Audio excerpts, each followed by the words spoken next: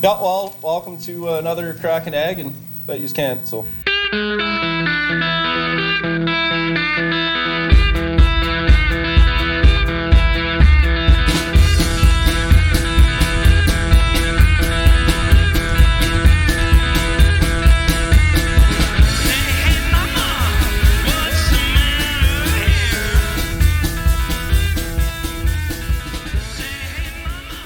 All right, welcome back to another episode of Tiara. How are you now? Good, and you? Oh, not so bad.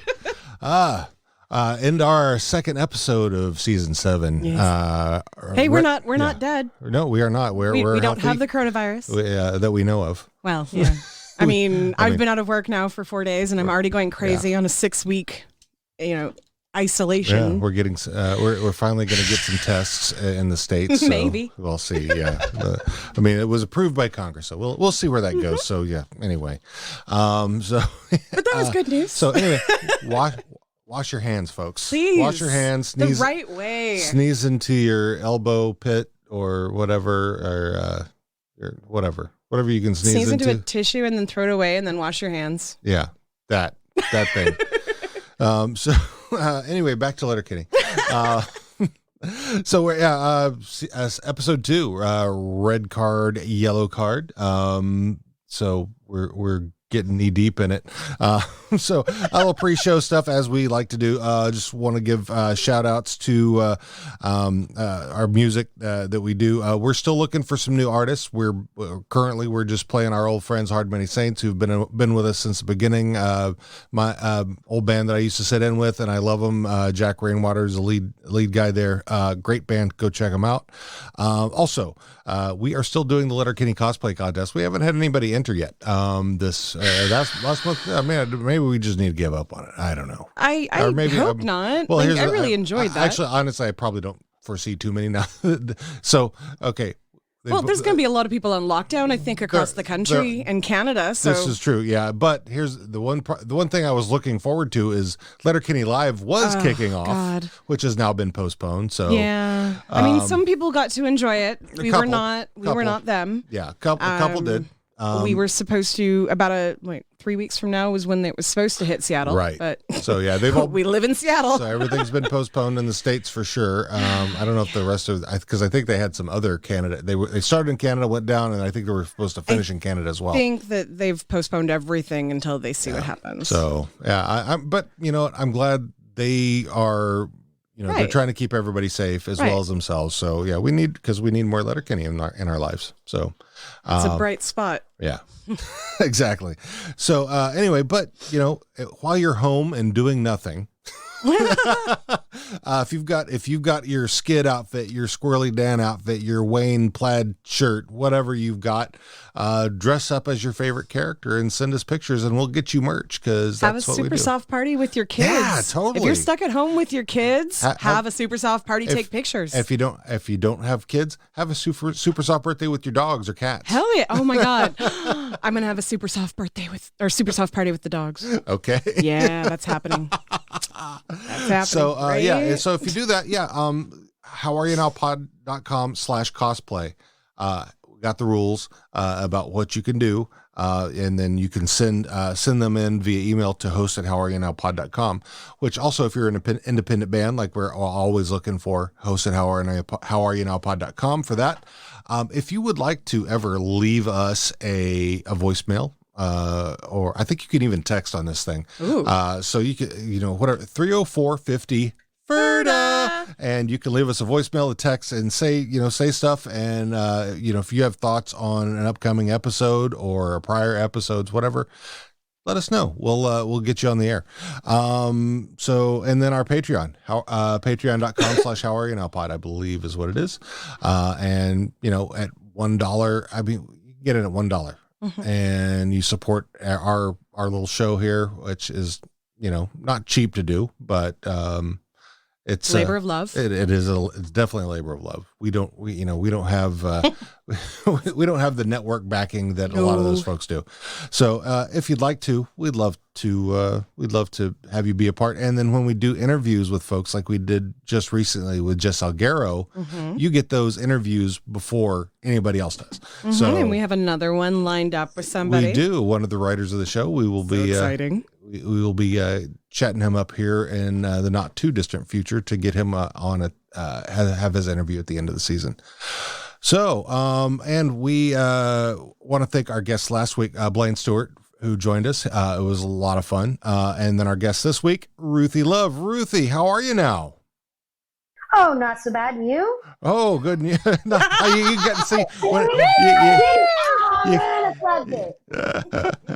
It throws me when I get thrown. You want to try it again? Say that again. So, yeah. Ruthie, how are you now?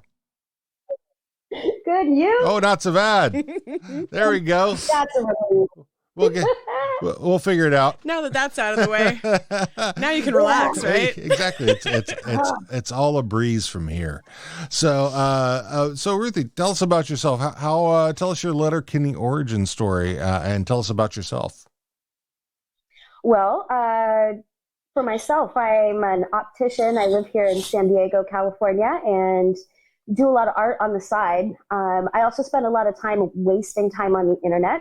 And in one of the 8,000 My Favorite Murder side groups that I'm in, I found a whole bunch of references to Letterkenny, and eventually they got to me. And I got to tell you, by the time I heard Florida State Seminole Vesicles, I was in. Yep.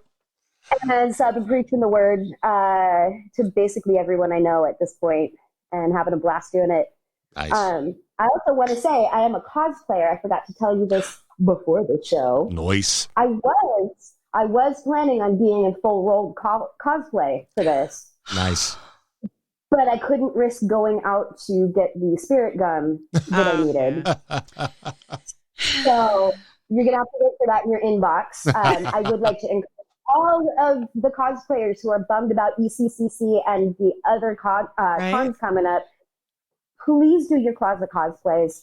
Please put them on the internet. And please help me build this skid army. Right. Like at this moment that we're recording, we would have been at Comic-Con this weekend. So all of you out there that were planning to debut your Letterkenny cosplays, give it to us. We will send you merch because we love it. Oh, also, being that we're fans of many of the artists that were going to be at Emerald City Comic Con, they are now not working. So, but they still have some amazing art. Mm-hmm. I think Emerald City Comic Con has a list of all the artists who were going to be there and their sites that you can get to buy their stuff.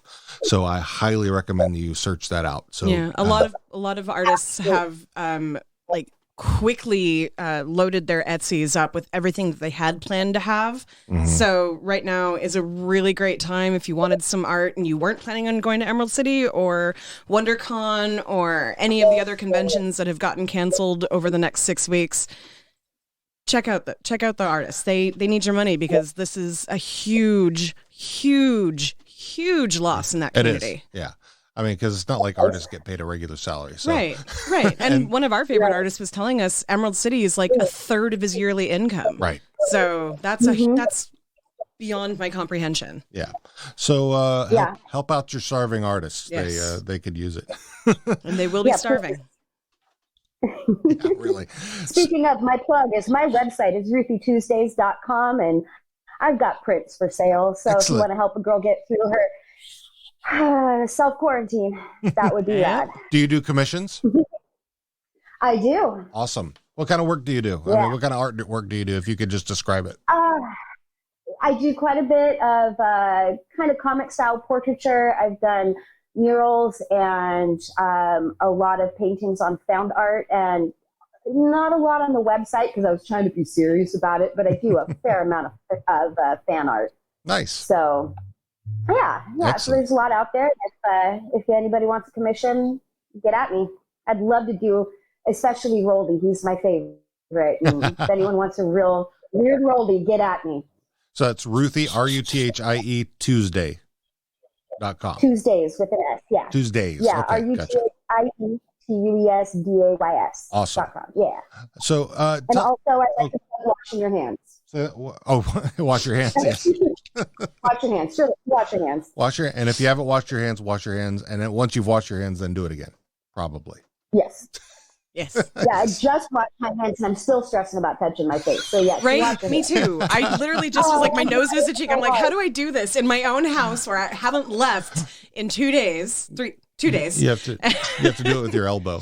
Well, no, because like, I mean, I'm trying to rest my chin on my knee. It's awkward. The whole thing's awkward. right? Yeah, seriously. I sit with my elbows on the table and my chin in my hands all the time. Same. I'm struggling with it right now. I'm on camera. Like, oh God, I can see it. Right? So Ruthie, tell us how you came across us. How'd you find us? I binged the whole series, and then was like, "There's not enough Letterkenny in my life. There's got to be a podcast." And sure enough, there you were. And it's been really fun listening as you catch up, because I want to yell like, "Oh, I know this thing that's going to happen." But, Oh yeah, it's fun for us sometimes. Oh man, yeah. There's so much trash I want to talk, but we don't know about it yet. Right. At this point in time, it does not exist. I mean, It doesn't exist. Anything beyond this episode does not exist until we get to thoughts, theories, and we can after thoughts and theories, and then we can get into spoilers. Spoilers. So just real quick, we're going to get into before we get into this episode, we'll do a brief recap of how'd she find us? You found us on just Spotify, just like Facebook groups, that kind of thing. No, I literally went on Spotify and typed in Letterkenny, and you were the first podcast that came up. I like nice. And that was kind of where I was trying to figure. I was like, because a lot of people are like, well, I found you through Facebook. I'm like, okay, I get that. There's a huge group on Facebook, and a lot of people are telling other people. But I wanted to hear more. Yeah. I have to admit, I dipped out of the main Letterkenny Facebook group pretty quickly. Same. I don't know if maybe we should edit this out, but if it's appropriate to give a shout out to Professor Tricia would literally shit a brick. Oh yeah. Friends of ours. Yeah. Oh, man. Yeah. Okay, amazing. Dan is amazing. Way to fight the good fight there, man. Fucking D-Gen. Yeah, seriously. But, yeah, there's another one called I think it's called Leftist Letterkenny Shit Posting. Shit posting. Yeah, I'm also in that. Yeah. What was the one that burned down? Or I don't know if they burned down and then put their name back, but it was. Yeah. I can't even remember now, but I know what you're talking about. They changed it to Letterkenny fans for Bernie Sanders for like a week, and I thought that was an effective filtering move, actually. But yeah. It's funny how many there are a number who think that they're Wayne and they're actually Hard Right Jay. So but we try to leave those D-gens out of things. So indeed, and I actually have to give you credit. Speaking of D-gens, after literally this long, you're the reason I opened a Reddit account. Oh, nice. Right? Other than Letterkenny, that's pretty much the only thing I follow on Reddit, and even then, I don't follow all the stuff. There's a lot, and we have a lot of folks because we are the official podcast of the Letterkenny Reddit subreddit, and I'm a mod on there, and one of our friends who you've heard, Awesome, who's been on here a number of times, is also a mod. Eric, who is the main mod. Okay. Yeah, Eric, who's the main mod of the Letterkenny subreddit, has also been on here. So, yeah. Playing with the big kids now. So yeah, that still feels weird to say big kids, and that's me. So yeah, so let's get into show stuff. So really, we're only 15 minutes into it. Yeah, well, that's what we do. Daddy's got to keep track of things. So, episode 1, last episode, we had Blaine Stewart on, a new friend of ours. We met him through the Tweety. We talked about Crack and Ag, which was kind of what's that? Bet you can't. Bet you can't. So it's just basically, the Hicks starting Crack and Ag on the cable thing, and just kind of, I think it was just kind of recap of what happened last season, and not a lot there. No. It was like here's what happened, here's where we're going, and then and now jumping into episode 2, red card, yellow card. It's a little bit of the same. So we have the open where we're back in the studio and we're doing another episode of Crack and Ag. When a person by the name of Gray Danis calls in, Wayne calls him Gray Daniels, and there's a bit of discussion about his name, and everybody calls him Gray Daniels. He says he's calling because he's got a problem with a tit in the yard, not doing his work. The Hicks all state that he needs to put a foot in the person, whoever it is. Squirrely Dan also provides us a little bit of advice. There is always an alternative to violence. On that, I would like to be crystal clear. Except if you're working fucking labor. Exactly. You choose that. Yeah, you chose labor. Don't fuck dog. So, as Coach would say, you can't fuck dog during the day and dance at night. So, okay. Anyway, they find out that the person who's been slacking on the job is someone by the name of Dalton Thibodeau, and Wayne's is he's Thibodeau. Not, yeah, Thibodeau. It says the Hicks can't stand any of the Thibodeaus, and just because they're shitty people, they abuse animals and all this kind of shit. But they agree that Gray Daniels has got to put his foot in him, not just let him go, put the foot in him, make him do the work. They hang up, and then Katie pipes in right afterwards with. We have Dalton Thibodeau on the line. Is he really? Well, Thibodeau. I'm here to talk Gray Daniels telling tales out of school. I'm here to talk you fucking Thibodeau. You chained up another fucking cow and dragon. I'll stick my shoes. I would just like to say I love, and every time I rewatch this episode today, it just struck me so funny that our closed captioning, because I need it, was only Dan. Through any time they were yelling, it was whatever Dan was saying. Right. And I even like went back a few times to try and figure out if I could hear what the others were, and I could hear Wayne, but I couldn't hear Derry because Dan. Yeah. Yeah, Dan is right. So yeah, he's not having it. So yeah, we go from that. We have the intro break with the logo and everything, and we come back. We're still in the studio. They're yelling still. We find out he's hung up. Wayne then tries to wrap things up, but they tell him there's one more person on the line. Donker's good. Ken Donker's good. He's apparently a good guy. So they take his call, and he has question about soccer, and they're like, what? Okay, well, yeah, it's not really their thing. And so they end up just, finishing up the call, and they end the show. And there's still callers on the line, we find out. And then they have basically a quick discussion about how to deal with the folks who still have questions, but aren't ag related, so that they can, deal with them and then just get to the ag related stuff. Wayne decides that soccer has a good card system for how to deal with this. Yellow if you're being a dink, and red if you keep being a dink and you're just a tit and you're out. And so they all agree to that. Katie knows where to start. We end up at the gym with Riley and Jonesy, and they have their idea to pitch Leg Day Bay.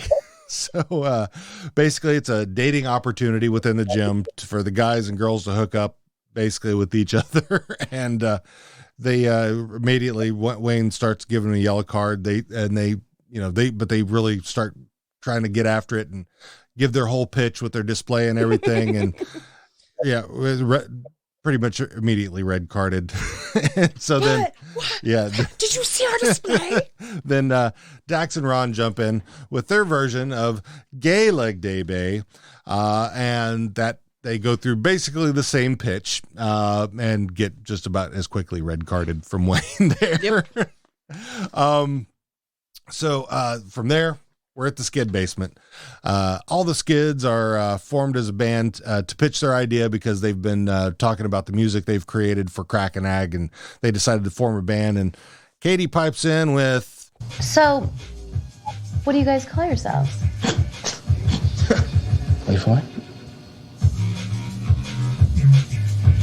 The hottest sex imaginable. What?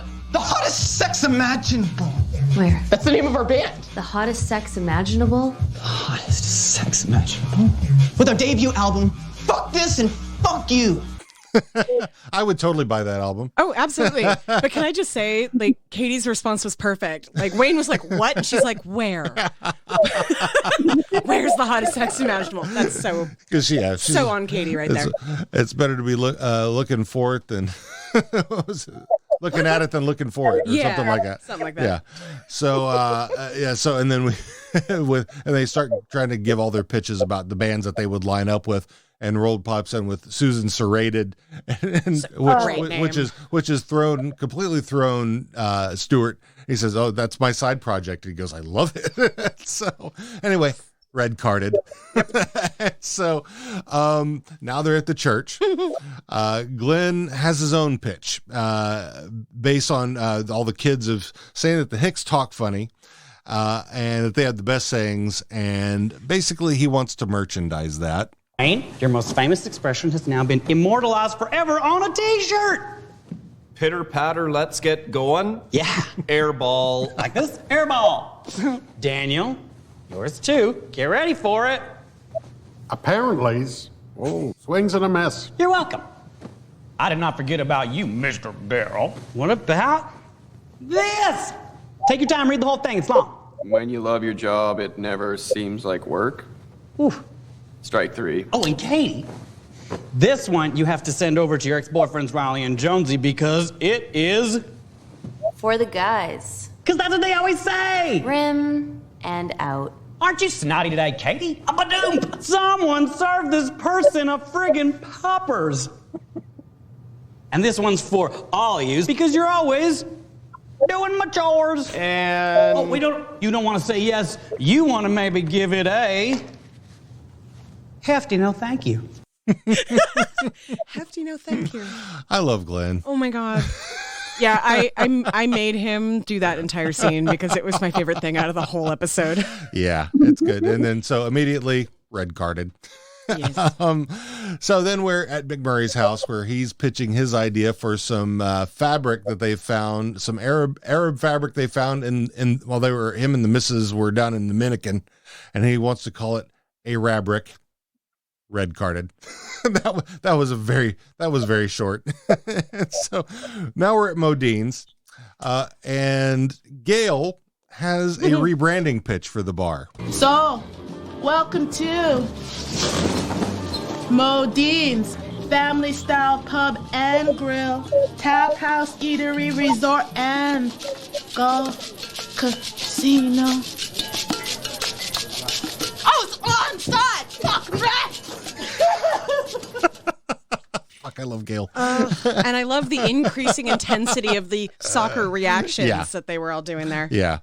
Yeah, that was that was great. So of course, that was she ran off because she was red carded. Yes. So then they're back at the studio and they're all congratulating themselves about that they've been able to deal with all the teats and can now get back to ag-related questions.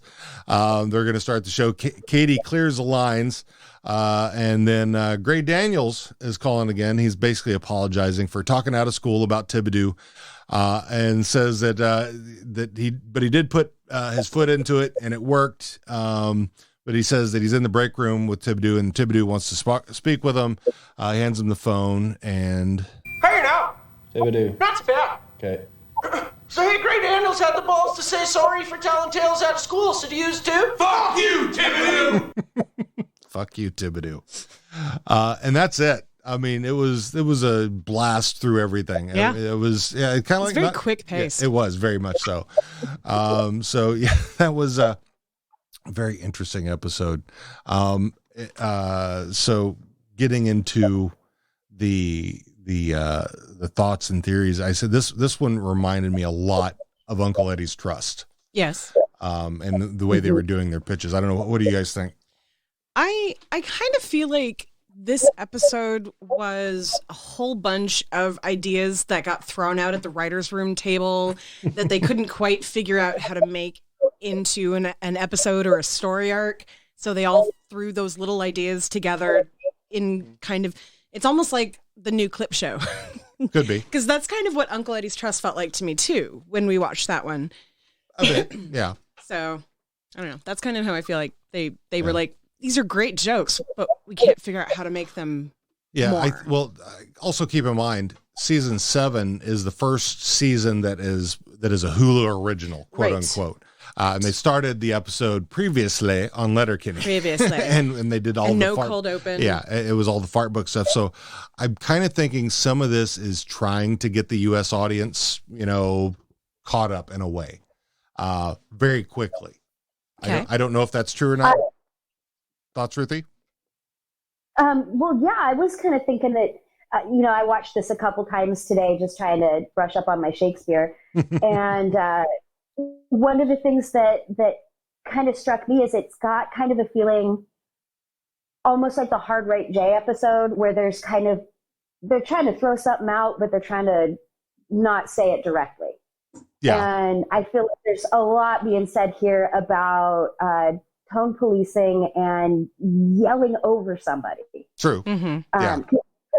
There's an awful lot of that, just, no, fuck you, Thibodeau, over and over and over again. And people just screaming and storming off when you get a little bit of negative feedback, which is kind of interesting. True. So I felt like at first I was watching it like, oh, I signed up for this episode, and what am I going to say about this? And then the more I watched it, I was like, okay, so that's interesting. Oh, okay, that's interesting too. That sounds an awful lot like what I heard on some of those other Letterkenny groups. Yeah. Yeah. They're, streaming at people, and you don't know, and, who gave the Hicks the right to decide they were right. Yeah. They started screaming over everybody. And true. So I thought that was kind of interesting, because this is the first time you really see Wayne being a tit. A little bit. Yeah. He's a bit of a tit. I brought that up too, that he got mad and was yelling, but what he was yelling was about Thibodeau abusing the cow. Yeah. Picking out the specific words he was yelling anyway. It makes sense though that Wayne would get so outraged at the abuse of an animal. Oh yeah. The amount of love he has for a 3-legged dog. Right? A sick cow? Come on. Yeah. Yeah. Yeah. Well, the other thing is nobody really took Thibodeau to task for the animal thing. It was all kind of behind his back. He had to put his foot in it at work, and he got that message. But nobody really, everyone was too busy yelling over him about the sick cow that I don't know if it got through to Thibodeau that the problem is the fact you're dragging cows around. That's not right. He's a fucking degen. Right? Yeah. Lots of degen behavior. Sort yourself out before I come have to sort it out for you. Yeah. Figured it, what I say. So yeah, so another thing that I noticed in this episode, there's and also kind of harkens to, it's kind of getting everybody caught up, is there's lots of callbacks to, like there was callbacks to Joe Rogan and DMT, a bush tit being a chickadee. Leg Day was, that was all prior seasons, and then the it's not 2018, which goes back to it's 2015 back in the election episode when they were trying to get Wayne elected as Ag Hall president, and so that there's a lot of callbacks in there, even to just last season where get off my dick, Dan. So I think there's a lot of, okay, we're throwing everything that's happened so far in this season. Where's that Marie Fred? Right. So what do you mean, where is she? Right. So there's a lot of that. And I will say, just quick observation. One of the things that I noticed in the studio, there's far fewer azaleas than there had been in the prior episode. I'm wondering if McMurray did kind of destroy some of them. So, because he didn't have a screener. So, one other piece of trivia, during the Skids part where there's the reference to the band Rusty was the band at the very end doing the outro music, playing the track that Wayne liked called Groovy Dead. So a little bit of trivia there. I love that you focus on the music, and I'm like, there's this little tiny thing that really bugs me. Well, I do love my bands. Say that again? Yeah, you do. The thing I noticed was that as they start going through real life doing the yellow card, red card, everybody that they talk to, starting with Riley and Jonesy and getting less intense, was wearing red and yellow. So I missed that. I didn't pick up on that. Yeah, like Riley and Jonesy are wearing red and yellow shirts, and then Daxie and Ronzi come out and they're wearing red and yellow shorts. Yeah. I didn't pick up on that. Good call.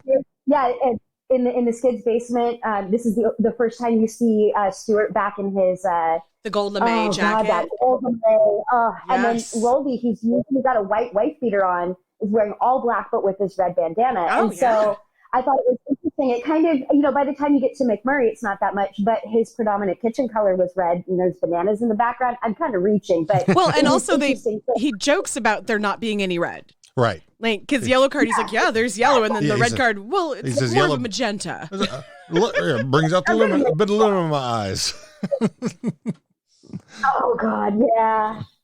Oh, McMurray. I find it hilarious. I still find it hilarious how well McMurray knows all the different colors on the spectrum of colors, whether it's periwinkle or whatever you want to call it. Right? Nice moss green. Just a nice. Oh, terrible. Yeah, I wonder where he gets that. That's one that's kind of always made me curious. I mean, it's just one of those, I'm guessing it's just one of those things they decided to throw in. Oh yeah, and he knows a lot about color schemes. I mean, who gives a character some trait like that? It's kind of perfect there. McMurray is a total piece of shit. He is a piece of shit. You've got to give McMurray. He is a piece of shit, but you've got to give him something to humanize him because he's just so dang unlikable. Yeah. Yeah. That at least if you give him something totally left field, like being able to discern the difference between lilac and periwinkle, I mean, fuck, he's got to have some kind of discernible talent. At least there's that. Some kind of redeeming quality. He's not sharp. Something, even if it's the tiniest little thing. True. So, and it can't be Mrs. McMurray. So, right. Yeah. So you got, what else you got, T? You got anything? Goodness. Let's see. Like I said before, I love finding the little tiny things like swolemate. It's a word that Find just your soulmate. makes me so happy. I don't know why. And the fact that Riley and Jonesy are so demure when they're first, talking, like, I'm Riley, this is Jonesy. We know. We're still going to talk all nice and calm, and then we're going to get louder, and now we're doing our presentation. And it was just really, it was really funny, like, watching that, how they are so not themselves, and then they just turn into their flamboyant selves again. Yeah. Stuart muttering, I'm not okay, when he actually made a My Chemical Romance comment made me really laugh. I don't know anything about My Chemical Romance aside from the name. It's literally that he named the name of the album and then looked away like, I am not okay. Oh. Because he said, welcome to the Black Parade. Oh. Like, he hated himself for knowing that. Well, also, maybe I'm too old for this, but isn't I'm Not Okay a My Chemical Romance song?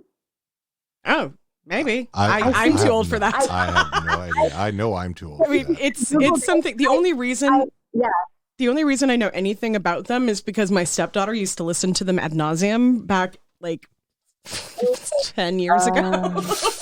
10? I was going to say 15, but that's not quite right. She was still into Miley Cyrus then. Yeah. Little bit. Babies. Aww. She's 20 now. So. Yeah. Yeah. She's not a baby anymore. No, but I mean, when they're, compulsively playing Miley Cyrus and My Chemical Romance, I mean, that's a specific phase. And right. Yeah. For me, it was Veil definitely Bride. Nine Inch Nails. So. Oh, I love it. Right? Just go through every phase, explore yourself. I love it. Absolutely. Yes. So another thing I find kind of funny just about people in general who are Letterkenny fans, I kind of go online and I usually try to see what people are talking about on these episodes just to kind of gauge what, we should touch on or something that I didn't see. And I'm always surprised at how many people don't realize that Kiso voices like Shorzy, because Kiso obviously was Thibodeau. And people were like, that Thibodeau sounds a lot like Shorzy. And people are like, really? So I would just like to make sure that all of our listeners know that Kiso indeed. Oh, man. Yeah, he did. I love the reveal that you put on. The reveal when what? the fans are like, oh, Jared. The reveal online when a new fan shows up and they're like, oh, that Jared Kiso's a corn-fed piece of something. And they're like, yeah, you should see his butt. And then you get to that point where somebody's like, here's that picture of Shorzy in the shower upside down holding a headstand. And you realize that. So, and I just love watching that moment where it blows somebody's mind over and over and over again. It's almost better than realizing it yourself. Yeah. Right. Oh, yeah. So yeah. The only one, and I think I don't know if you have a note on it, is about Gray Daniels. That's the only voice that I'm not sure about. Right, who that is. right. It sounded to me a little bit like Jim Dickens, but I obviously Slim wrong. Pickens for Jim Dickens. Well, so when he does that voice, it's a very proper voice. But when he was doing Thibodeau, there was obviously like a twang and accent thrown on it, and it just sounded like the deepness of it on some of it. I don't know. They don't have that stuff listed anywhere. But I was also. You figured what? I figured it was still Kiso. It could be. I'm not sure. I wasn't picking up. All the other voices that were on there. Yes, I was definitely picking up Kiso. I was not with Gray Daniels. It sounded like a different voice from what I'm used to hearing on his accents. Yeah. So I like that the Hicks all react to Thibodeau kind of the same way that Riley and Jonesy react to Shorzy as well. I like the fuck you, Thibodeau. Like that was so perfect. It just mirrored that reaction that I'm used to from Riley and Jonesy. And then I a couple of times asked you, and you're like, write it down. I'm really curious if they're going through all of their friends because they don't want their friends to call in and ask them bullshit questions while they're on the air. Why did they go to Glenn? Because Glenn is in studio and wouldn't be able to call them. So what is the point of like having an audience with Glenn? Other than Glenn really wanted to have an audience with them. I think that's what it was. Glenn wanted to have an audience, and he doesn't get to call in because he's too busy behind the camera. Right. So that's the only way he can do it is if he's right in front of him and he's doing his pitch.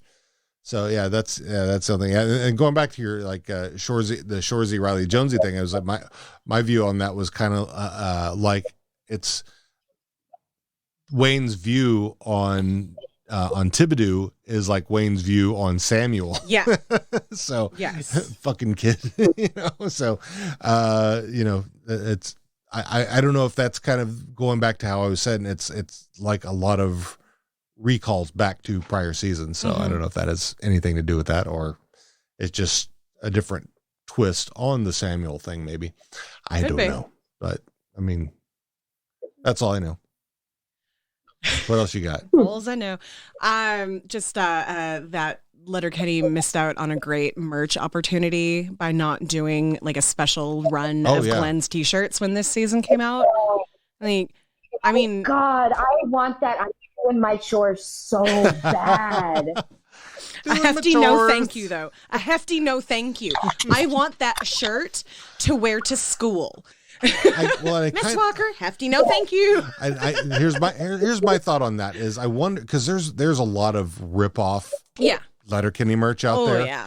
And I kind of wonder if that's where that came from. I'm sure someone was sitting around. Have you seen this? Oh, that's hilarious. We should totally. That's exactly what I was saying. Like sitting around the writer's table going, here's this great idea because of this thing I saw, but I don't know how to turn it into a whole thing. Well, let's do this. Right. So the last thing that I wanted to talk about, I don't get the autism reference. Yeah. I've listened to it a few times and I really don't understand what was trying to be said there. What was the intended joke and why was it just ignored? And I like your reason for the ignoring thing, but which I would love for you to talk to them about. But Kiso doesn't ever do anything without a lot of thought into it. And so it really kind of made me wonder what is the intention of that. Yeah, I mean, I think that there's a lot of, they don't do things in this show without a purpose. Right. I mean, I think we've found that out. And we've also seen from interviews with Kiso that he is very anti-bullying. So number one, I think that he's not going to, he will not, I think his way of dealing with that kind of thing is to just say, I'm not even going to, you're trying to push a button because you brought it up once and then you brought it up again. And now I'm going to just ignore it and it's going to go away because I'm not giving you that. I think that's what he's doing with that. I think probably that's because that's the way. But what was the? I'm just guessing here. No, I like that. I like that.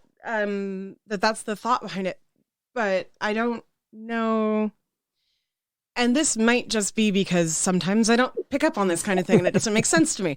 But making the reference in the first place was intended to elicit some kind of reaction. What was the reaction that it was intended to bring? And why would that be? Why is it being used as, like, what's the insult? What are they saying? That he's lazy because he's autistic? That he's slow because he's autistic? Like, well, because I think the statement was that because it first was depression, anxiety, and then autism, or the excuses for not being able to work. I think that I think there's plenty of people who have anxiety and depression and do work. So, we know that. And I think probably it could be that, because Wayne is an autistic character, as I think as many of us, I want Kiso to like as many of us agree, confirm that someday, is that he's not going to address that he knows that's bullshit, and so I'm not even giving you that. I'm not going to argue with it because so go ahead, Ruthie. Okay, I've been thinking on that one too, and I think there's something to be said for the way Wayne reacted to that, which I think is kind of weird in its own way. He goes, "Well, you know what Uncle Eddie said? He holds up one fist and he says, 'This is anxiety, okay?' And he holds up the other fist. He goes, 'This is depression, okay?' I don't think he met either of them." And then he sits back and blinks like he does when he's offended and trying to think something out. Right? And so since they don't put anything on this show that isn't intentional, we're double negative. So right. I think that what they're trying to show is with anxiety and depression, those things will actually keep you from working. But when you experience those things, they hit you like fists. Right. Whereas an autism is really, that's just a low-key something, well, depending, not low-key on who you are, but that's something people live with that's different from those two things that hit you like bricks and then you recover, and then they hit you like bricks and then you recover. And I think it was really interesting the way that they went into that, because the other thing that really stuck out to me is everyone else, at least Derry and Dan, were telling Gray Daniels to give him the size 9s, and that we're rationalizing violence and all that other kind of stuff, where Wayne's advice was put your foot into it, put your shoulder into it, get the work done, show them how it's done, which I think was really important, was kind of saying, hold on, you shouldn't fire him. Show him how to do the work. Yeah. Because the other thing that we're talking about, they mentioned, they set something up earlier with, is, his dad got a impaired taking his son to soccer practice 2 years ago. Right? So that means his dad was driving drunk with a kid. We don't know if it was the Thibodeau in question or another Thibodeau, but we know that maybe kid hasn't had a solid work ethic ground into him yet. He's trying to make a way for himself. Put your shoulder into it and model it for the guy, which I thought was really interesting, because Wayne didn't say give him the size 9s. He said put your foot in it, which is a different thing. And one thing going back to the Uncle Eddie thing, now that I think about that, is Uncle Eddie, this is just thought process. Wayne at some point in his young life was diagnosed, and I mean, I've already said that because he has a speech language pathologist at school. No, because we don't know that for sure, but we assume, and Uncle Eddie knows this, right? And so Uncle Eddie, we'll talk about the depression and anxiety, but he's not going to pick on Wayne for something he is and he can't control That's his process. And yeah, like you said, the blinking thing is like, this is not something I'm gonna fight you on the air. Number one.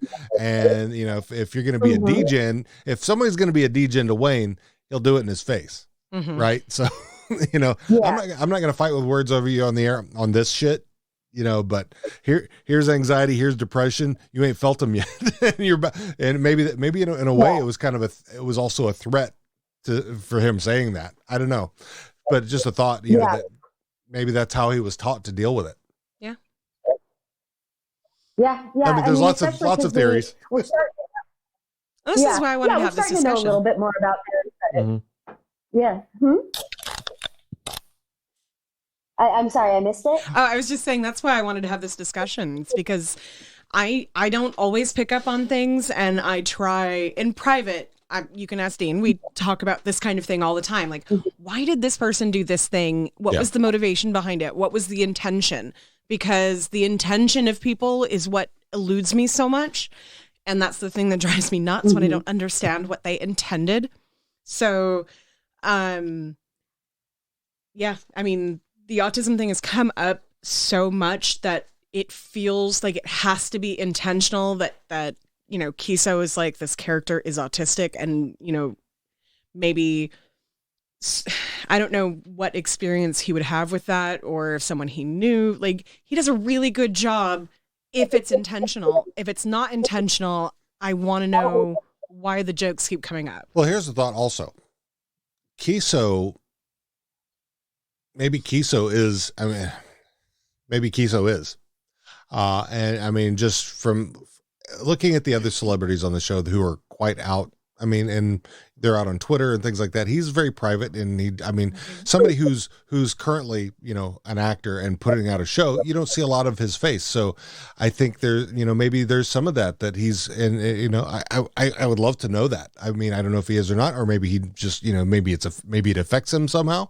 But I think regardless of what it is, I think it's fascinating that he's brought a character that he's brought this conversation up amongst people who probably, you know, and I am somebody that before I started working with the population as intensely as I do now, and before I had my own understanding of myself, buyed into the idea of high functioning versus low functioning. And I feel like with this, it's giving people who are on the spectrum the chance to say, see, this is what it looks like. When I say low functioning socially, I mean, I'm Wayne when the McMurrays are making out and I'm really uncomfortable and I don't know what to do. And that's how my autism affects me in that situation. So, but I also don't want to read so much into this, but we've been doing this for so long now. There's so many things that I feel like it has to be canon, and I just want confirmation. I think we all know Wayne has been honed by those around him. Yes. I mean, it's obvious that he has great affection for Uncle Eddie. Yes. And that Katie has taken up the mantle of being his Q person. You know, and so knowing these, and he's got a very small, tight circle of friends. So I think that that has made him who he is, and that maybe he was raised by Uncle Eddie. I don't know. And we literally never hear about their parents, but we hear about Uncle Eddie all the time. So it was somebody he cared. Exactly. So he's cared for a lot, and so it's quite possible that, you know, the way he acts on those types of things are that,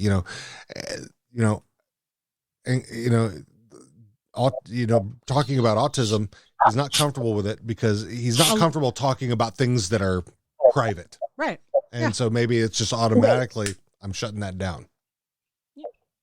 Well, you know, I think another thing that's really interesting about this show is they will often show something kind of semi-taboo. And like, for instance, in the early part of the series, when you had Katie and her relationship with Riley and Jonesy, right? Yeah. And nobody blinks an eye at that, but everyone's got a problem with understanding the McMurray's relationship. Right. Right. And so there's these different ways that they tackle both normalizing and having a discussion around things like polyamory or bisexuality or, all of these other little things. And I think, what I would like to see is that over time they start to address that issue by bringing in another autistic character who can stand in for the discussion around Wayne. It would be especially great if they got an actually autistic person playing them. Yeah. And that would be. And maybe they do. Maybe they do. I know, it's hard to say. Well, and I think that Rosie may have been that from could be. They were very similar. Exactly. I mean, their traits are almost identical. They are a mirror of one another. So it could be. Mirroring and masking is absolutely something too. We'll have to see what happens. I mean, because we haven't seen Rosie in a while, so we'll see what happens. No spoilers for a season that hasn't started yet. I miss Rosie. Yeah. Well, I mean, we've seen that Rosie's going to be in whatever. What season are we coming up to? Season 9. We're in season 7 right now. No, I mean in real life. In real life. So yeah, season 9 will be the next season out. Yeah. And that's coming soon. That's what I'm saying right now. In season 7, I miss Rosie. Yeah. Yes. I don't know if this is a wrong time to bring it up, but I want to bring up something that kind of shocked me about this episode. Okay. And that's that Squirrely Dan was being such a tit. I mean, all of the Hicks were being tits and screaming over people and having the soccer reactions, but man, that whole, you chose labor shit. What? Who are you, Squirrely Dan? Professor Trisha would be disappointed. This one to Dean. I think it's like he said, it's a labor thing. It's, they are Hicks. They know labor. They work labor day in, day out, every day. Right. They don't get Saturdays and Sundays off. They're working every day. So this is the life they chose to lead. And so it's kind of it's something that's very sacred to them. And it's, Dan, it takes a lot for Dan to get ramped up to something when he's always very even keeled and, until you get, tough fucking sledding, when he reaches that level.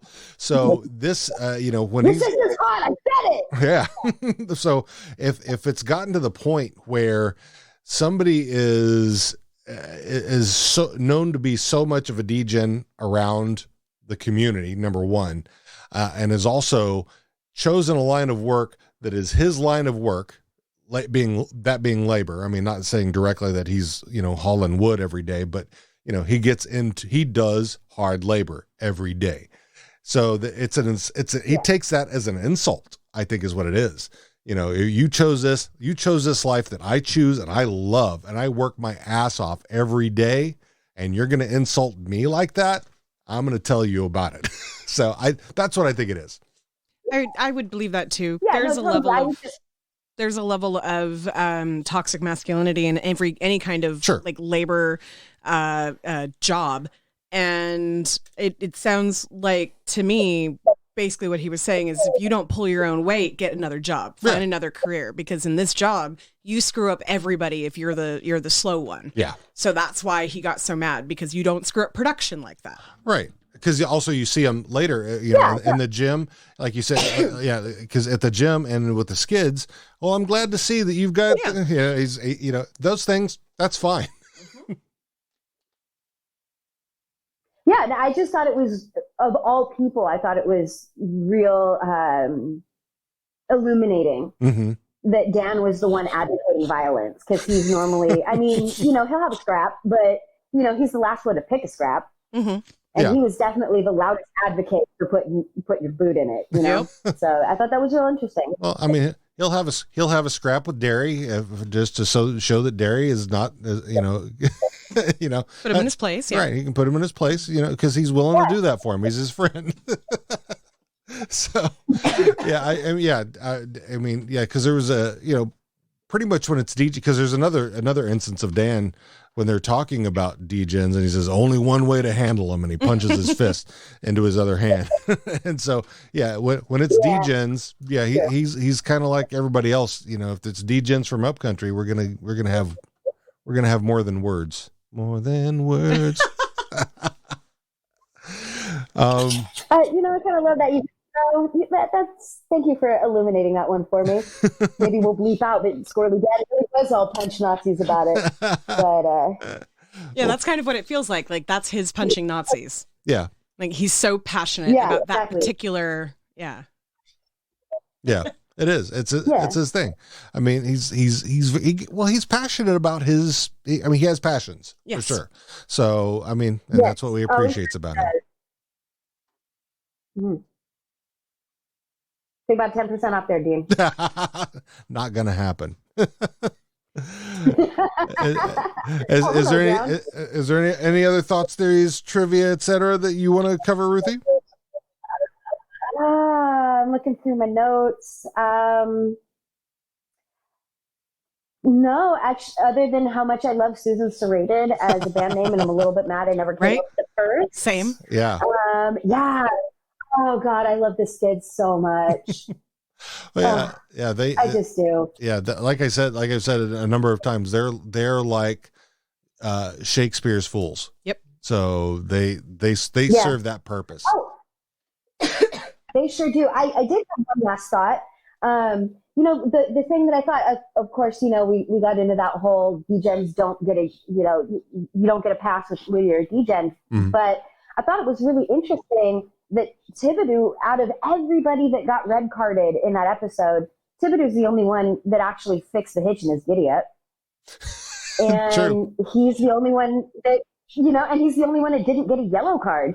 Everyone just went immediately to screaming over him. Yep. And I don't know if that, I thought that was really interesting that he came on and was like, so are you going to kiss my ass in the crack or what are you going to do? And they, he was a dick about it, but at the same time, he did, his boss was there to vouch, like, okay, so we fixed the tit in the yard and he's got something to say. And I thought that was really interesting. But out of everybody, like Glenn's not going to stop getting it wrong, Well, I think, Riley and Jonesy and Jackson are always going to copy each other. So, Yeah, I think that, that granted Thibodeau did quit fucking dog with work, but that doesn't keep him from there's plenty of other degenery that he's been up to that he has to account for. So it's like you don't get to apologize once. That's apologizing once and it being over. No, once. No, but I also feel like once nobody held him to task for the cow. Mm-hmm. Everybody was your fucking dog at work, and he's thinking, well, I quit fucking dog at work. Are you going to apologize? But nobody put their foot in it about the cow. Well, they all yelled at him about the cow. Well, Wayne was yelling about the cow for sure. And Squirrely Dan was yelling about the cow. Right? Yeah. Well, I guess what I'm saying is he didn't get the point about the cow. Oh, right. It was all cacophony. I stopped fucking dogs, so yeah, and it was all just noise. There was no way for him to get the point that no, this is the baseline. You're a dick. Yeah. You're a degen. He's like, well, I got to start moving more wood onto the skids. He totally missed the point of the whole thing. Yeah. Hard right, Jace. Yeah, exactly. So, exactly. Yeah, we're not going to have any of those guys. No more hard right, Jace. No. No, we red carded them all. That's right. That's all my notes, I think. All right. Are we ready for a little, maybe a little. You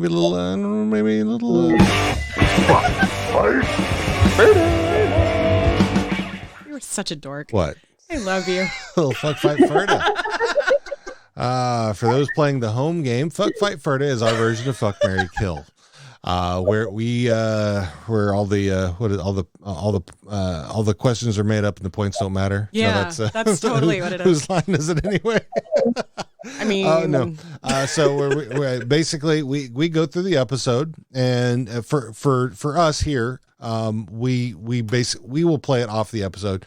Ruthie, you do not have to. If you've got somebody on the list who's like, this is my OTP with me. that I'm gonna choose this one, so you go for that. But yeah, so for the episode, either you want to fuck them, you want to fight them, or you want to be their buddy for Ferda. So that's what we're going with this, and like we do, because he's at the top of the list. Wayne, let's pitter patter. Let's get going.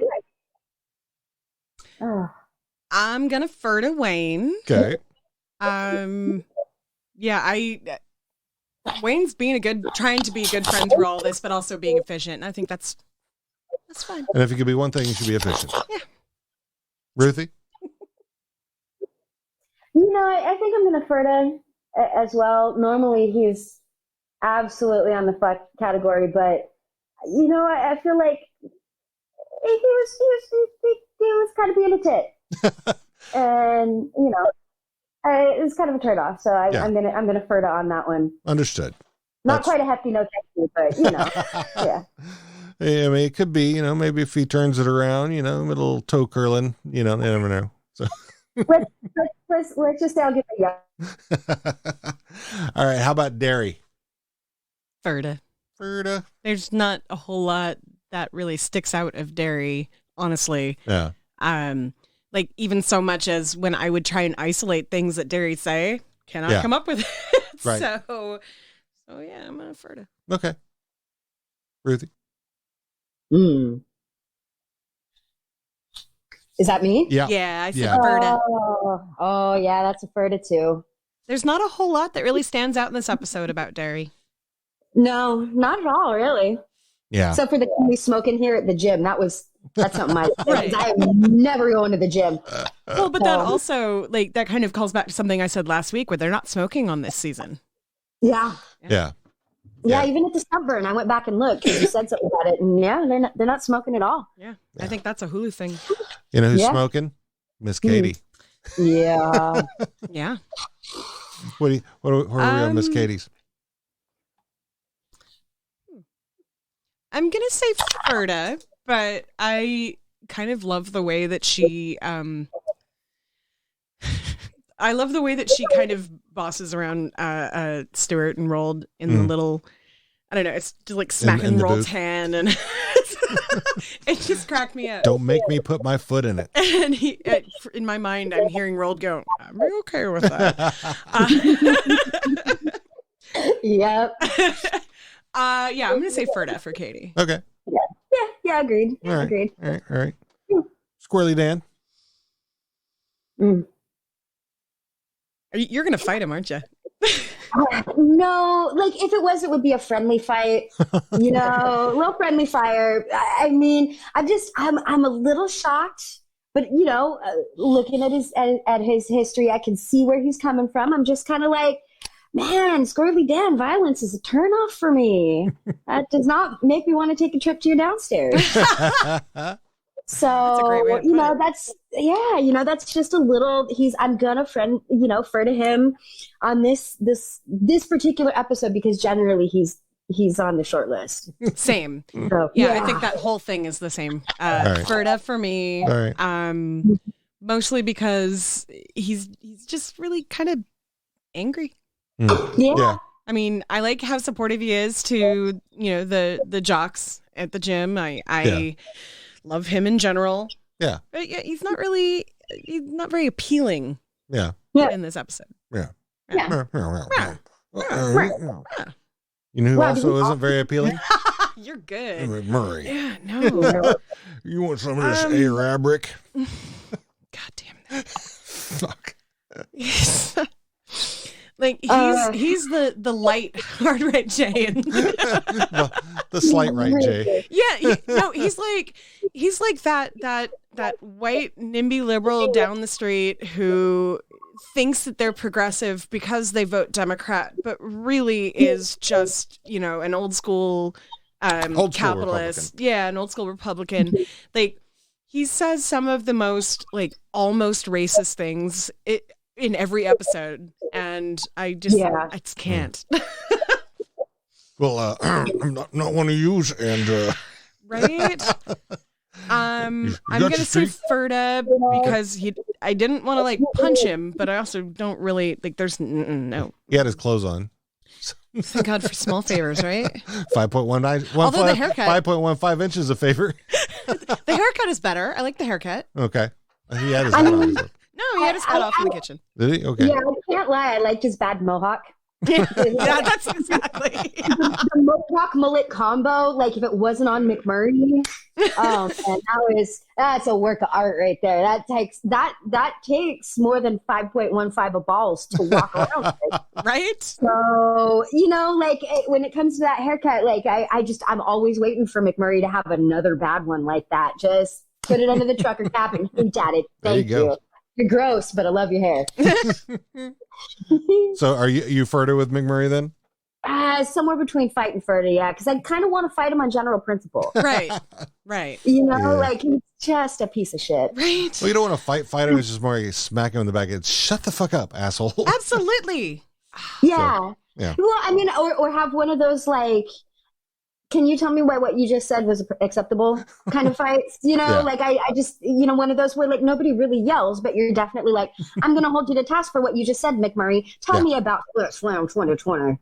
I don't want to hear it. No, I'm American. All right.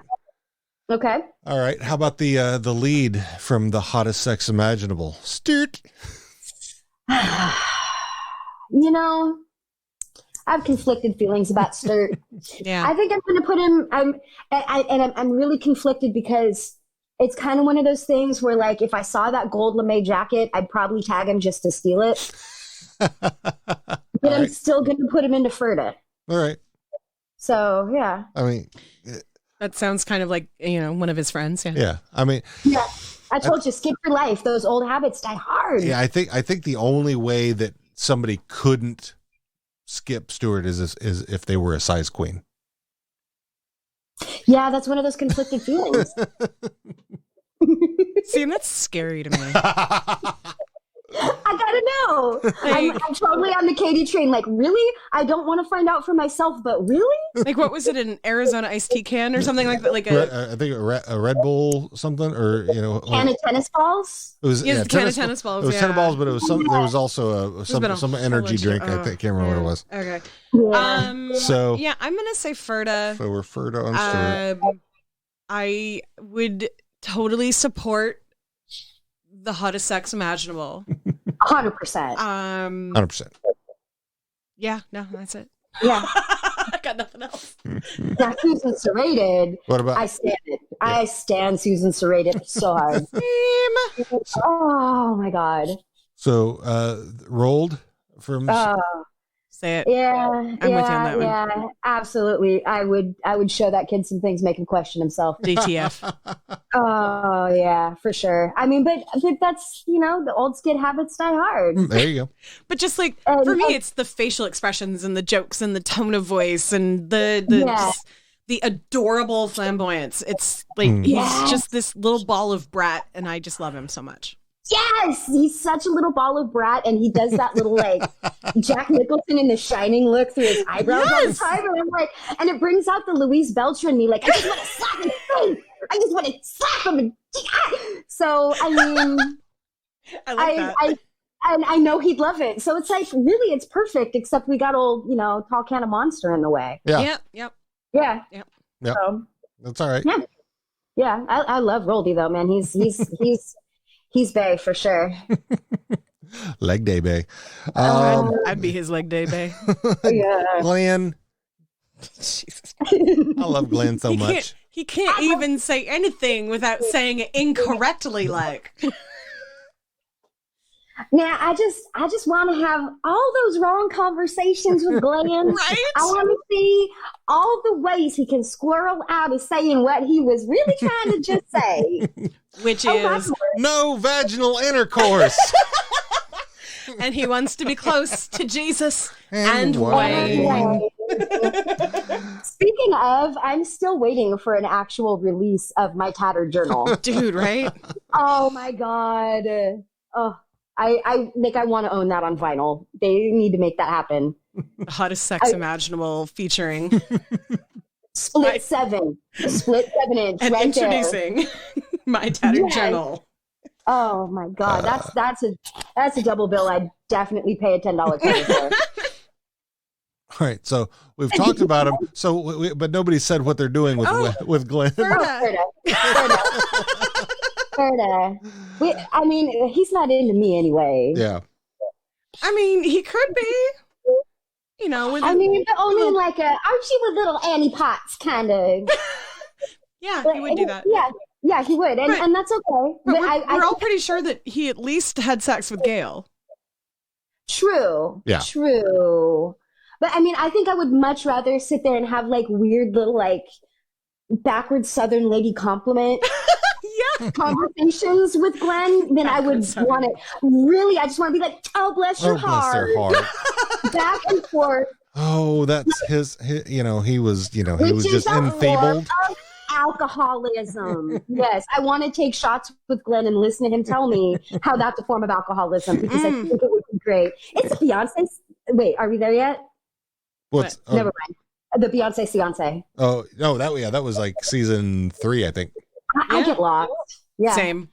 Yeah, so I mean, I just that's the kind of conversation I want to have with him. I am not like trying to get there at all, but I could definitely see myself doing that. Like, I don't know if this is a universal experience or just something I've seen in lots of different towns, but there's a certain weird fascination as a well-endowed woman in a gay bar, and a lot of attention where it's like, oh, what are these? It isn't like a bag of sand, and I could see myself getting to that point of conversation with Glenn, but not actually going full Gail. Oh, having been born and raised in Seattle, I can tell you from the age of about 12, I had that happen to me all the time until I got sick and lost a whole bunch of weight. And now my boobs are normal sized. Yes, I grew up outside of San Francisco and yeah, we had some fun. Oh, what's this about? You know, how many more shots of gin until I can motorboat them? Well, yep. Let's find out. So. Yeah. All right. And I meant to put these together because they should be. Riley and Jonesy. I mean, they've moved on from the VD. Mm-hmm. Yeah. Hopefully they've learned something. They're trying to do something. They're trying to, help other people get over their loneliness. Or they're suffering in silence. In silence. Unfortunate. I still can't bring myself to fuck them, though. Yeah. At this point, they're starting to feel like little brothers. Yeah, a little bit. Yeah. You know, where I'm kind of like, oh, babe, no, look, no. Right. Let me help you. You know, like I definitely, they're furtive for sure. Yeah. But in like the most kind way. Like I want to be like, guys, you need to keep your dating and your gym separate. Yeah. No. You really do. So you're both furtive on that. Yeah. So now I don't know if they should be separate or not, or together. Together. That's why. So Dax and Ron. I'm going to say furtive for the same reason why I said for Riley and Jonesy, but I'm gonna be fair and say that I am more likely to fuck Dax and Ron than I am to fuck Riley and Jonesy. Super gay. Oh my gosh. So fucking gay. Fucking gay. I have to say, if we have to keep them together, then I'm going to defer to them. But if I got Ronzi on his own, because he does the eyebrow thing. Oh yeah. Oh man, he's got a pretty little mouth. Oh totally. Yeah, I'm with you. Yeah, I'm totally with you. I think they're both just adorable, and I want to be their fruit fly, which I have said before. I mean, also same. But I mean, since we're playing Fight Fucker Ferda and kind of throwing the conventions out of like whether they'd be into it, I would totally let Dax watch. They've both said that they are two sport players. True story. True switch story. hitters. Yeah. No, not Anyway. So. Oh, I love this show. Okay. Yes, so much. And let's finish off with Gail. What is a golf casino? Where you gamble at each hole. There's a slot machine at each hole. Who knows? I'm gonna defer to Gail because come on, honey. You put a golf ball in the roulette wheel. Oh yeah, totally. And then or you try to hit the golf ball into the roulette wheel. There you go. And then if it lands on black, no, I don't know. Honestly, what I had pictured was like a mini golf, but with tickets, like you get it like a Chuck E. Cheese. Oh yeah, I can see that. There you go. So that's what I was picturing. But I gotta say, there's something about Gaylor and the weird dance that she does, the undulating, that like I feel like she would be the absolute best person to start a dance floor ever. Oh yeah. Because she's got that like just in regular conversation that earlier when you two were doing your Gail impressions, I'm over here like trying to do the dance. Yeah. Our audience at home did not see those lovely dances, but I love how she'll get her hands down to her crotch area and then she just kind of flowers them out. Yep, every time. Like a Demogorgon. It's great. Oh my God, Gail's got the Demogorgon and the Down Under. God, I love her so much because she's so intimidating that like that's the kind of vibe I want to walk around the world with. Right? Not, you know, like if anybody in this show has BDE, it's Gaylor. And I just love that about her. And she'll I don't know if I'm referencing too many other shows, but she's like Boomhauer. She'll just take her shot, she'll shoot her shot, and if it doesn't work, she'll shoot another shot. So, if that doesn't work, somebody's going to pick it up eventually. Yeah, I mean, because we've already seen it with her and the McMurrays. Mm-hmm. Yes. So here's my rules. And she's taking out her earrings, and I will ask for it. I love her, and then I loved watching how. Oh, I don't know if we're there yet, but with the that's fucked up, Derry. That when Dan watches the video. Oh, that's next episode. Nut. Shit. All right. Oh yeah. Yeah. Nut. So cut me out because I just love watching her instigate that. That's all right because we're I mean that's all. Gail was my last one, and now we're into final thoughts where we can do spoilers if you want to. So I just crack that nut. Get that nut. Some honey nut. This season. Oh, God. There's a lot of stuff in this season where I'm like, okay. Oh, it's that's the thing that I like about it though is it's so good at being uncomfortable. Yeah. Mm-hmm. In like a totally different way than The Office, for instance. Like that's uncomfortable because you're just like, oh, you are uncomfortable, and I'm uncomfortable for you. Yeah.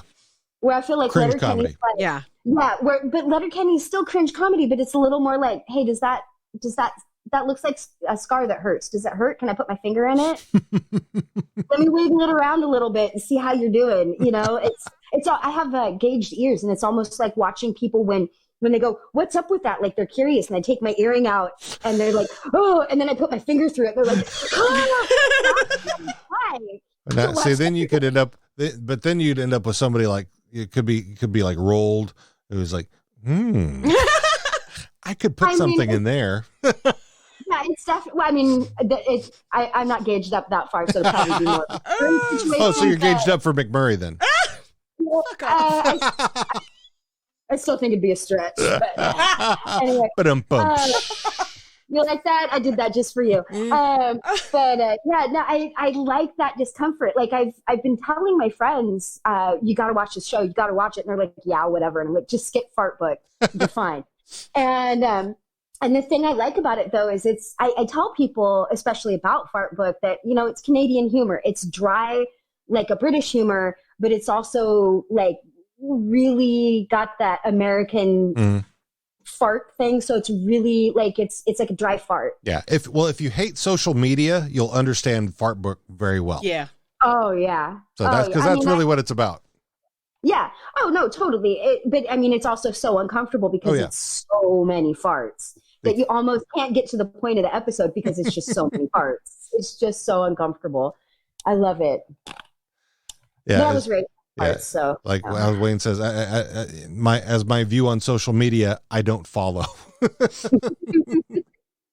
Yes. So, any other final thoughts for the season of what's happened so far?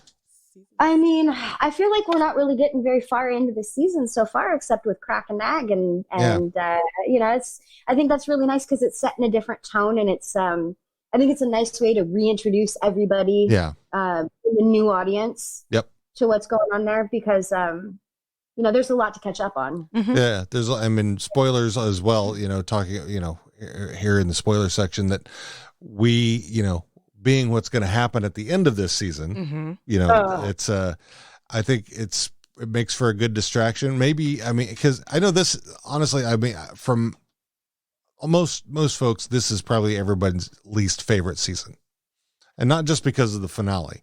It's just because this is, you know, a lot of people don't like Crack and Ag, and they don't, you know, there's lots of things that they don't like that they, you know, they got away from. Because it's a little different. It is a little different. And people don't like different. Right. Yeah. So it's, I think that, you know, a lot of folks didn't care for it. And so, and maybe some of that was planned, you know, because of how the season ended. So maybe if they set the bar where it's a little lower, you know, or not so intense, you know, nothing's ramped up, so where you have that huge drop off. I don't know, just a thought. Could be. Well, one of the things that really that was kind of striking me about this episode, because they keep talking about weeding out the tits. Yeah. If you're going to do anything, be efficient. You got to weed everybody out. And so I think there's a fair amount of that. Either you're going to get it or you're not. But that's also not clear, as evidenced by a weird subsection of the fan group. Is there's a lot of people who think they're seeing representation of themselves in this show, but really it's satire. Yeah, it is. And so you know, I think it's really interesting that they kind of took that route, and I think Crack and Ag is kind of part of that. And I think it's also, I mean, you know, we've got a whole new set. We might as well use it. You know, that's what it seemed like to me, is, you know, that we're not in the farmhouse anymore. We're not at the produce stand. It's all either, you know, in the skid basement or in church or Modine's and all that. I think that there's definitely something to be said about, you know, the Hulu money coming in. But I think that they're doing something where they're kind of experimenting. You know, they're experimenting, and I think they're intentionally kind of trying to needle some people and put a little more subcontext into things. Could be. Yeah. So, I mean, but I like to read into stuff. So, you know, I want subcontext. Maybe I'm just looking for it. And some subtext. You can't spell subtext without butt sex. Oh, that's beautiful. No, you gotta write that down. Hold on. I'm writing that down too. I'm going to text my tattoo artist. I'm kidding. And, I can't believe that actually worked. I really do not believe that one, but that really is. Thanks for all my time on Tumblr that I have had. So. You know, I miss Tumblr the way it was. Yeah. That's why I found other websites. Honestly, that's when I told you, like, this is the first time I've ever been on Reddit. It's because, you know, they took all the porn off Tumblr. So, and now it's not any fun. And now everyone gets their porn from Pornhub. Much. Well, Tumblr, I mean, there's the new stuff. Yeah. Well, we're adults here. BDSMler. Yeah. BDSMler is probably the best one. Yeah, you know, that's going on the list too. It's a good one. What can I say except you're welcome? That's right. And you know what? That's what I appreciate about you. Oh, is that what you appreciate about me? Oh, Sky. Hey, look at you, porn. Hey, So yeah, we did crack that nut. making that nut. Speaking of which, next week will be the nut episode. Yeah. With our good buddy Renee Encarnacion. Oh, Renee. Yeah. Renee, don't be drunk this time. Don't be drunk, dude. We love you, but please. You can be high. That's fine. Oh, absolutely. Tiara will be high. Yes. So, we love Renee. Renee's our own resident joint boy. Well, he had a bad day last time. It wasn't the timing. Shit happens. Shit happens. Exactly. We still love him. Absolutely. Oh, he was drunk for that one? He pulled that off well. Yeah. Right. Yeah. Yeah. Good on you, Renee. All right. Awesome. He's our good buddy. Yeah. So Ruthie, thank you so much for joining us. It's been a blast. Thank you. And I'll get to you with those Roldy cosplay as soon as I can get my chest hair. As soon as that chest hair is in order, it's happening. Yeah. And so, I know you follow us on our Facebook page. Do you not follow us on our group as well? Is it How Are You Now Pod? Yeah, it's the same way, but it's just it's the group. I'm pretty sure I do, but I'll double check as soon as we get off. Yeah. Because it feels rude to talk text at the same time. So yeah, I do follow you on. No, I think that's how we communicated. If there's another group, I know you were on the page. That's what, because I think I was chatting via the page. So, but yeah, because we have How Are You Now Pod page, and then we have How Are You Now Pod the group, which is weird, but whatever. I know it's weird. You can't have a group without a page, so I don't know. Okay, then definitely I want to join your secret group. And so, hey, we're on Twitter. How Are You Now Pod on Twitter. We're on Instagram. How Are You Now Pod, et cetera, et cetera. We've got our website, howareyounowpod.com. Anything else you want to shout out again before we close it?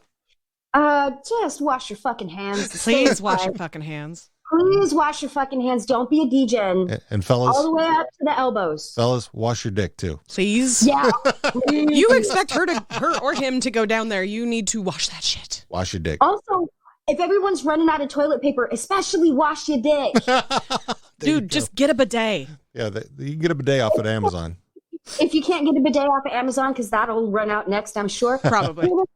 Get a spray bottle. There you go. Yep. Just anything. Just wash your bits. Watch your junk. Yep. Maybe your feet. Just wash yourself. There you go. Exactly. Respect yourself and others. Yes. Friend asks for help, you help them. That's right. Yep. All right. Yep. Let's tidy it up. All right. So we'll see you guys next week, and a little more, our money says for you. Bye.